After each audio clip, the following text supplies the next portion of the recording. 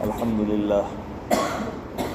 لله نحمده ونستعينه ونستغفره ونؤمن به ونتوكل عليه ونعوذ بالله من شرور أنفسنا ومن سيئات أعمالنا من يهده الله فلا مضل له ومن يضلل فلا هادي له ونشهد أن لا إله إلا الله وحده لا شريك له ونشهد أن سيدنا ومولانا محمدا عبده ورسوله أما بعد فقد قال الله تعالى في كلامه المجيد أعوذ بالله من الشيطان الرجيم بسم الله الرحمن الرحيم إنا أنزلناه في ليلة القدر وما أدراك ما ليلة القدر ليلة القدر خير من 1000 شهر تنزل الملائكة والروح فيها بإذن ربهم من كل أمر سلام هي حتى مطلع الفجر صدق الله العظيم وقال نبينا محمد صلى الله عليه وسلم من قام ليلة القدر إيمانا واحتسابا غفر له ما تقدم من ذنبه أو كما قال رسول الله صلی اللہ علیہ وسلم۔ محترم حضرات، رمضان المبارک کا جو مہینہ چل رہا ہے اس کے 2 عشرے جو ہے وہ مکمل ہو رہے ہیں۔ پہلا عشرہ جو رحمت کا تھا وہ بھی گزر چکا ہے، اور دوسرا عشرہ جو تھا مغفرت کا وہ آج انشاءاللہ شام کو مکمل ہو جائے گا، اور اس کے بعد جو اس ماہ مبارک کا آخری عشرہ ہے جہنم سے خلاصی کا اور آگ سے چھٹکارے کا جو عشرہ ہے وہ آج سورج ڈوبنے کے بعد سے شروع ہو جائے گا۔ رمضان مبارک کا مہینہ جو ہے جیسے جیسے آگے بڑھتا جاتا ہے ویسے ویسے اس کی اہمیت اور فضیلت بھی بڑھتی چلی جاتی ہے۔ تو آخری عشرہ جو ہے وہ سب سے زیادہ اہم ہوتا ہے، اور پورے مہینے کا کہہ لیجئے ایک نچوڑ ہوتا ہے کہ آدمی اس عشرے میں اس کے بعد کوئی موقع نہیں ہوگا کہ اس آخری عشرے میں اپنے آپ کو جو ہے اس قابل بنا لے، محنت کر کے، عبادت کر کے، اللہ کو راضی کر کے کہ اللہ تعالیٰ جو ہے اس کی مغفرت فرما دے اور اس کو جہنم سے خلاصی کا پروانہ عطا فرما دے۔ یہ آخری عشرہ آج شام سے شروع ہو جائے گا، اور اس آخری عشرے میں رمضان کے جو عام عبادات ہیں ان کے علاوہ جو ہے 2 اہم عبادتیں ہیں جن کا اضافہ ہو جاتا ہے۔ ایک تو اس آخری عشرے میں شب قدر کا مسئلہ ہے، اور دوسرے اسی آخری عشرے میں اعتکاف ہوتا ہے۔ تو دونوں چیزیں ہمارے سامنے ہیں، اور ہر ایمان والے کے لیے ابھی وقت ہے، راستہ کھلا ہوا ہے کہ وہ ان دونوں عبادتوں سے ممکن ہو تو زیادہ سے زیادہ فائدہ اٹھا سکتا ہے۔ تو یہ آخری عشرہ شروع ہوگا تو سب سے پہلے تو اعتکاف کا مسئلہ آتا ہے کہ اعتکاف جو ہے وہ ہم سب کے آقا جناب محمد الرسول اللہ صلی اللہ علیہ وسلم کی ایک اہم سنت ہے۔ روایتوں میں آتا ہے کہ اللہ علیہ وسلم نے اعتکاف جو ہے وہ پابندی سے کیا۔ جب آپ ہجرت کر کے مدینہ گئے اور مدینے میں آپ رہے تو مدینے میں آپ نے اعتکاف کی پابندی کی۔ صرف 1 سال کے بارے میں آتا ہے کہ آپ اس سال مدینے میں نہیں تھے، فتح مکہ کے سلسلے میں مکے میں تھے، تو اس سال آپ نے اعتکاف نہیں کیا، لیکن جب بھی آپ مقیم رہے، مدینے میں موجود رہے، تو آپ نے پابندی سے اعتکاف کیا۔ اسی لیے رمضان کے آخری عشرے کا جو اعتکاف ہے اس کو سنت مؤکدہ کہتے ہیں۔ سنت مؤکدہ کا مطلب یہی ہوتا ہے کہ ایسا عمل جس کی اللہ کے نبی صلی اللہ علیہ وسلم نے پابندی کی ہو، اور جس کی پابندی نہیں کی ہے، کبھی کیا اور نہیں کیا، تو اس کو غیر مؤکدہ کہتے ہیں۔ جیسے نمازوں میں آپ دیکھتے ہیں کہ کچھ سنتیں جو ہے وہ مؤکدہ ہیں، جیسے فجر سے پہلے کی 2 رکعت سنتیں ہیں، ظہر سے پہلے کی 4 رکعت سنتیں ہیں، یا ظہر کے بعد کی 2 رکعت سنتیں ہیں، تو یہ سنتیں مؤکدہ ہیں۔ اور عصر سے پہلے بھی 4 رکعت سنت ہے لیکن وہ غیر مؤکدہ ہے۔ عشاء سے پہلے بھی 4 رکعت سنت ہے لیکن وہ غیر مؤکدہ ہے۔ تو دونوں میں فرق ہوتا ہے۔ مؤکدہ جو ہوتی ہے اس کی تاکید ہوتی ہے، یعنی اس کا کرنا ضروری ہوتا ہے، ہاں غیر مؤکدہ جو ہے ایک نفلی شکل کی چیز ہوتی ہے کہ اگر وہ چھوٹ جائے تو کوئی گناہ نہیں ہوتا. تو عصر سے پہلے کی سنت کسی نے نہیں پڑھی تو کوئی مسئلہ نہیں، لیکن ظہر سے پہلے یا فجر سے پہلے ان سنتوں کو پڑھنا ہے نا. اسی طرح ظہر کے بعد 2 رکعت ہے، عشاء کے بعد 2 رکعت ہے، مغرب کے بعد 2 رکعت ہے. یہ ساری سنتیں مؤکدہ ہیں، ان کی پابندی ضروری ہے اگر کوئی عذر نہ ہو، مجبوری نہ ہو. تو یہ اسی طرح سے اعتکاف جو ہے علماء نے اعتکاف کی 3 قسمیں بیان کی. ایک اعتکاف کی قسم ہے جس کو واجب کہتے ہیں، اس کی صرف ایک شکل ہوتی ہے واجب اعتکاف کی، وہ یہ ہے کہ کوئی نظر مان لے، منت مان لے، ہے نا. تو نظر یا منت ماننے سے جو اعتکاف ہوتا ہے وہ واجب ہو جاتا ہے. کہ کسی نے منت مان لی، نظر مان لی کہ ہمارا فلاں کام ہو جائے گا تو ہم 1 دن 2 دن 3 دن 1 مہینہ جتنے دن کا وہ چاہے نظر مان سکتا ہے کہ ہم اعتکاف کریں گے. تو اگر کسی نے نظر مان لی تو اب جب اس کی نظر پوری ہو جائے گی، یعنی جس کام کے لیے اس نے یہ منت مانی ہے اگر وہ کام پورا ہو جائے گا تو اب اس کو جتنے دن کے اعتکاف کی اس نے منت مانی تھی وہ اعتکاف اس کو کرنا پڑے گا. یہ اعتکاف تو شریعت کی نگاہ میں واجب ہے، ضروری ہے، اس کو کرنا پڑے گا اگر آپ نے منت مانی تھی تو، ہے نا. اور اس میں بھی یہ ہے کہ جو واجب اعتکاف ہوتا ہے وہ رمضان میں تو نہیں ہوتا ہے، وہ کبھی بھی کر سکتے ہیں، ہے نا. تو اس میں بھی روزہ شرط ہوتا ہے کہ جب بھی اعتکاف کریں گے وہ واجب اعتکاف تو غیر رمضان میں بھی ہمیں روزہ رکھنا پڑے گا، ہے نا. تو وہ ایک اعتکاف کی شکل ہو گئی جس کو واجب کہتے ہیں. دوسری شکل ہے نفلی اعتکاف کی، کہ ایک اعتکاف کی جو قسم ہے وہ نفلی اعتکاف ہے، مستحب عمل ہے نا. اور اس کے لیے بہت سے علماء نے مدت مقرر کی ہے، لیکن بہرحال جو ترجیحی قول ہے اس کے مطابق یہ ہے کہ اس کی کوئی مدت نہیں، کوئی اس کا وقت مقرر نہیں ہے. وہ 1 منٹ کا بھی ہو سکتا ہے نا، 1 سیکنڈ کا بھی ہو سکتا ہے. یعنی جب بھی آپ مسجد میں داخل ہوں اور اعتکاف کی نیت کر لیں، ہے نا. بہت سی جگہ ایسا ہوتا ہے کہ مسجد میں داخل ہوئے اور آگے سے دروازہ ہے، نکل گئے آپ، تو وہاں سے داخل ہوئے، نیت کی، ادھر سے نکل گئے، تو اتنی دیر کا اعتکاف بھی ہو گیا وہ. اس لیے کہ آپ مسجد میں جب داخل ہوئے تو آپ نے نیت کر لی، ہے نا. اس میں بڑی کوتاہی ہے ہمارے معاشرے میں، چونکہ اعتکاف کو عبادت سمجھا ہی نہیں گیا، اس لیے اعتکاف پر زیادہ زور بھی نہیں. تو اس کو بھی سمجھنا چاہیے کہ اعتکاف بہت اہم عبادت ہے، بڑے فضائل اس کے قرآن میں بھی اس کی فضیلت بیان کی گئی اور حدیث میں بھی اس کی فضیلت بیان کی گئی. اور اللہ نے نبیوں سے اعتکاف کرایا. حضرت موسیٰ کو تورات دینی تھی تو کہا کہ پہلے جائیے وہاں جا کر کے ٹھہریے، اعتکاف کریے، تب آپ کو کتاب ملے گی. تو اعتکاف جو ہے وہ خالص اللہ کے لیے ہوتا ہے. اعتکاف کی ایک شکل وہ بھی تھی کہ جب اللہ علیہ وسلم کو نبوت نہیں ملی تھی تو آپ غار حرا میں چلے جاتے تھے، تنہائی میں ساری دنیا سے کٹ کر کے صرف اللہ سے لو لگاتے تھے. تو یہی عمل ہوتا ہے کہ سب سے کٹ کر کے بندہ اللہ کے دربار میں حاضر ہو جاتا ہے، تو یہ اعتکاف ہوتا ہے. تو اعتکاف بہت اہم عبادت ہے. سب کچھ چھوڑ کر کے اللہ کے در پہ آ پڑنا، مسجد میں آ جانا اللہ کے گھر میں، اور اللہ کے گھر سے اچھی جگہ روئے زمین پر کوئی نہیں ہوتی.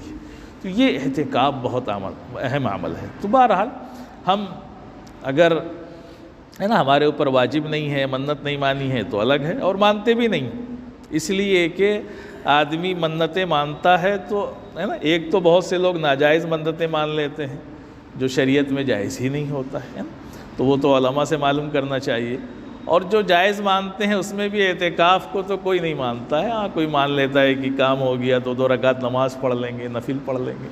کوئی مان لیتا ہے کہ روزے رکھ لیں گے، ٹھیک ہے، وہ بھی اعتکاف صحیح ہے. یا اللہ کے راستے میں کچھ صدقہ کر دیں گے، یہ بھی صحیح ہے. لیکن اعتکاف بھی ایک اس میں ہے کہ آدمی اعتکاف کبھی منت مان سکتا ہے کہ بھائی اگر ہمارا فلاں کام ہو گیا تو ہم 3 دن کا اعتکاف کریں گے، 1 دن کا اعتکاف کریں گے، ہے نا، جو بھی اس کی آسانی سے ہو سکے. تو یہ بھی ایک شکل ہے نظر اور منت ماننے کی، اور یہ بھی رائج تھا علیہ وسلم کے زمانے میں، اور اس سے پہلے زمانے جاہلیت میں بھی یہ چیز رائج تھی، ہے نا. ہاں بہت صحابہ ایسے بھی تھے جو اسلام لے آئے تو بعد میں انہوں نے علیہ وسلم سے کہا کہ وسلم ہم نے نظر مانی تھی، منت مانی تھی کہ ہمارا فلاں کام ہو جائے گا تو ہم مسجد حرام میں اتنے دن کا اعتکاف کریں گے. تو اعتکاف کی شکل ہے۔ بہرحال تو اعتکاف کی جو دوسری قسم ہے وہ نفلی اعتکاف کہلاتا ہے، اور وہ بھی بہت فضیلت والا عمل ہے۔ تو وہ بہت آسان ہے۔ آپ جب بھی مسجد میں آئیں، ہے نا، ہمارے ہاں اس میں بھی کوتاہی ہے، مسجدوں کے باہر ٹانگ بھی دینا چاہیے لکھ کر کے، کہ ہندی میں اردو میں لکھ کے ٹانگ دے کہ جب بھی بندہ داخل ہو تو کم سے کم اس کی نظر پڑ جائے تو نیت تو کر لے اعتکاف، ہے نا۔ تو یاد جب بار بار دیکھے گا، یاد ہو جائے گا، تو پھر اس کی عادت بن جائے گی، تو وہ آئے گا۔ تو یہ نفلی اعتکاف ہے کہ جب بھی آپ مسجد میں آئے، چاہے نماز پڑھنے کے لیے آئے، تھوڑی دیر کے لیے آئے یا زیادہ دیر کے لیے آئے، تو اعتکاف تو ہو رہا ہے آپ کا۔ تو 10 منٹ کا بھی اعتکاف، 1 گھنٹے کا بھی اعتکاف، اسی طرح سے ہے نا 2 گھنٹے کا بھی اعتکاف۔ تو یہ بھی ہو سکتا ہے کہ بھائی کسی کے پاس وقت نہیں ہے، وہ والا اعتکاف نہیں کر سکتا ہے جو باقاعدہ اعتکاف ہوتا ہے، تو یہ نفلی اعتکاف سے تو کوئی محروم نہیں رہ سکتا۔ آپ کے پاس 3 گھنٹے کا وقت ہے، آپ ڈیوٹی کرتے ہیں، کام کرتے ہیں، کچھ بھی کرتے ہیں، آپ کے پاس 2 گھنٹے کا وقت ہے، آپ کے پاس 1 گھنٹے کا وقت ہے، آپ 1 گھنٹے کے لیے اسی نیت سے مسجد میں آئے کہ 1 گھنٹہ یہ میرا اعتکاف میں ہے، میں مسجد میں جا رہا ہوں، آپ داخل ہوئے، اعتکاف کی نیت کی، آپ رہے مسجد میں، اور پھر جب گئے تو آپ کا اعتکاف پورا ہو گیا۔ تو آسان ہے نا، نفلی اعتکاف تو سبھی کر سکتے ہیں، کوئی اس سے محروم نہیں رہ سکتا ہے۔ تو ایک تو جب بھی نماز میں آئیں تو جس طرح سے ہم مسجد میں داخل ہونے کی دعا پڑھتے ہیں، ہے نا، کہ ہے نا بسم اللہ، ہے نا والصلاۃ والسلام علی رسول اللہ، ہے نا اللہم اغفر لی ذنوبی وافتح لی ابواب رحمتک، یا اللہم افتح لی ابواب رحمتک، یہ دعائیں پڑھتے ہیں۔ اسی کے ساتھ ساتھ یہ بھی نیت کر لیں، ہے نا، کہ نویت، ہے نا، سنت الاعتکاف، یا کوئی عربی یا اردو کہنے کی بھی ضرورت نہیں، آپ دل میں ہی نیت کر لیں کہ میں اعتکاف کی نیت سے مسجد میں داخل ہو رہا ہوں۔ تو یہ آسان شکل ہے، یہ ہر بندہ کر سکتا ہے، کہ اگر وہ نہیں کر سکتا ہے زیادہ تو نفلی اعتکاف تو سبھی کر سکتے ہیں۔ تو بہت سے جگہوں پہ آپ جائیں گے، رمضان میں دیکھیں گے تو لوگ پہلے رمضان سے ہی اعتکاف کرتے ہیں، ہے نا۔ ہمارے ہاں تو بڑی مشکل سے آخری عشرے کا بھی ہونا مشکل ہوتا ہے، لوگوں کے پاس وقت ہی نہیں، اتنے مشغول ہیں۔ لیکن بہرحال بہت سی جگہوں پہ جائیں گے تو لوگ پہلے رمضان سے اعتکاف شروع کر دیتے ہیں، کوئی 2 دن کا، کوئی 3 دن کا، کوئی 1 عشرے کا، کوئی 2 عشرے کا، جس کو جیسی فرصت ہے کر لیتا ہے، جب ضرورت آئی تو چلا جاتا ہے وہ بستر لے کر کے اپنا۔ تو اعتکاف کی شکل یہ بھی ہے۔ تو بہرحال 2 شکلیں ہو گئی، ایک واجب اعتکاف اور دوسرا نفلی اعتکاف۔ تو نفلی اعتکاف سبھی کر سکتے ہیں اور اس کا بھی بہت زیادہ ثواب ہے۔ اسی طرح سے جو تیسری شکل ہے وہ ہے نا سنت مؤکدہ علی الکفایہ۔ یہ جو رمضان کے آخر عشرے کا اعتکاف ہوتا ہے، اس کو کہا جاتا ہے سنت مؤکدہ علی الکفایہ، ہے نا۔ سمجھتے ہوں گے آپ لوگ، جیسے جنازے کی نماز کہتے ہیں فرض کفایہ ہے، تو فرض کفایہ کا مطلب ہے کہ یہ فرض تو ہے، لیکن اگر کچھ لوگ ادا کر لیں گے تو سارے لوگ گناہ گار ہونے سے بچ جائیں گے۔ یعنی کسی کا انتقال ہو گیا آپ کے گاؤں میں، محلے میں، تو اگر کچھ لوگ اس کے جنازے میں شریک ہو گئے، اس کی تجہیز و تکفین کر دی، تو اب کسی پر گناہ نہیں ہوگا۔ ہاں، جو شریک ہوگا اس کو ثواب ملے گا، لیکن سب گناہ سے بچ جائیں گے۔ اور اگر کسی نے نماز نہیں پڑھی تو پورا محلہ گناہ گار ہوگا، پورا گاؤں گناہ گار۔ تو یہی مسئلہ اس میں بھی ہے کہ یہ جو اعتکاف ہے، جس کو کہتے ہیں سنت مؤکدہ علی الکفایہ، کہ جتنی مسجدیں ہیں جہاں نماز ہوتی ہے، جماعت ہوتی ہے، ان میں کسی ایک آدمی کا اعتکاف میں بیٹھنا ضروری ہے۔ اگر کوئی نہیں بیٹھا کسی مسجد میں اور وہاں نمازی ہیں، نماز ہوتی ہے، تو اس مسجد کی جتنی آبادی ہوگی سارے گناہ گار ہوں گے، سب کو گناہ ہوگا۔ تو یہ اعتکاف جو ہے سنت مؤکدہ علی الکفایہ ہے۔ تو یہ بھی ضروری چیز ہے، اسی لیے بہت سی مسجدوں میں، کل ایک صاحب نے بتایا کہ بھائی ہمارے ہاں اتنا بڑا گاؤں ہے لیکن کوئی نہیں بیٹھتا ہے، تو ہم لوگ جو ہے پیسہ دے کر کے آدمی بیٹھاتے ہیں۔ ہم نے کہا یہ بھی اچھا کرتے ہیں، اگر کسی کو پیسہ دے کر کے ہی بیٹھا دیں تو سارا محلہ تو گناہ سے بچ گیا۔ یہ بھائی ایک آدمی ہے بیچارہ، اب آپ کے پاس فرصت نہیں ہے، آپ نہیں بیٹھتے ہیں، کوئی بیچارہ غریب ہے اور کمزور ہے، تو آپ نے اس کو کچھ دے دیا کہ بھائی چلو پورے محلے والے مل کے ہم آپ کو کچھ ہے نا آپ کی خدمت کر دیں گے، آپ اعتکاف میں بیٹھ جائیے۔ تو یہ بھی ایک اچھا عمل ہوا کہ پورا محلہ گناہ گار ہونے سے تو بچ گیا اور اس غریب کا کچھ فائدہ بھی ہو گیا۔ تو بہرحال اصل تو یہ ہونا چاہیے کہ ہر آدمی کے دل میں یہ جذبہ ہو، شوق ہو کہ اگر ہم خالی ہیں تو جا کر کے اللہ کے گھر میں بیٹھ جائیں، 10 دن کی کیا چیز ہے نا، کوئی مسئلہ نہیں ہے۔ تو اعتکاف بہت اہم عبادت ہے، یہ آخری عشرے کی خاص عبادت ہے، اور اس کی جو ہے ہر بندے کو کوشش کرنی چاہیے کہ اگر ہم فارغ ہیں، ایسی کوئی خاص مشغولی نہیں ہے تو کیا ہے، اللہ کے لیے 10 دن نکال دے، ہو سکتا ہے اللہ اسی بہانے ہماری مغفرت کر دے، ہے نا، ہم اللہ کا قرب حاصل کر لیں، اللہ کی رضا ہمیں حاصل ہو جائے۔ تو رمضان کا مبارک مہینہ چل رہا ہے، مسجد میں جائے بندہ، ہے نا۔ تو بہرحال یہ جو اعتکاف ہوتا ہے، اس اعتکاف میں بڑی پابندی ہوتی ہے۔ یہ جو سنت مؤکدہ علی الکفایہ جو ہوتا ہے رمضان کا اعتکاف، تو یہ آج جیسے 20 تاریخ ہے، 20 رمضان ہے، تو سورج ڈوبنے سے پہلے مسجد میں داخل ہو جانا ہے، اور صرف مسجد میں داخل نہیں ہونا ہے، نیت بھی کر لینا ہے۔ جس کو اعتکاف کرنا ہے تو وہ سورج ڈوبنے سے پہلے مسجد میں داخل ہو جائے اور نیت بھی کر لے۔ اور اگر آپ مسجد میں داخل ہو گئے، نیت نہیں کی اعتکاف کی، اور سورج ڈوب گیا، پھر بعد میں آپ نے نیت کی، تو پھر وہ سنت والا اعتکاف چھوٹ گیا۔ نیت کرنی پڑے گی، پہلے نیت کر لے۔ تو سورج ڈوب رہا ہے مان لیجیے اگر 15 پہ، تو آپ 10 منٹ 5 منٹ پہلے ہی نیت کر لیجیے کہ اب ہم اعتکاف کی نیت کر رہے ہیں، اور اس کے بعد مسجد میں داخل ہو جائیے۔ اب آپ کا اعتکاف شروع ہو گیا۔ اب جو اعتکاف ہوگا اس میں بڑی پابندی ہوگی۔ اس اعتکاف میں بلا ضرورت کے 1 منٹ کے لیے بھی مسجد سے باہر نہیں جا سکتے، اور ضرورت میں بھی یہ نہیں کہ جو ہے بیڑی کا نشہ چڑھا تو اتر کے باہر پی رہے ہیں، ہے نا، ہاں، اور جو ہے نا اپنے جو ہے اسے ہی ضرورتیں پیدا کر رہے ہیں، نہیں، وہ ضرورت نہیں۔ جو شرعی ہے نا، شریعت کی طرف سے جو ضرورت ہے، آپ کو استنجے کی حاجت ہے، ضرورت ہے، تو آپ استنجے کے لیے تو باہر جا سکتے ہیں۔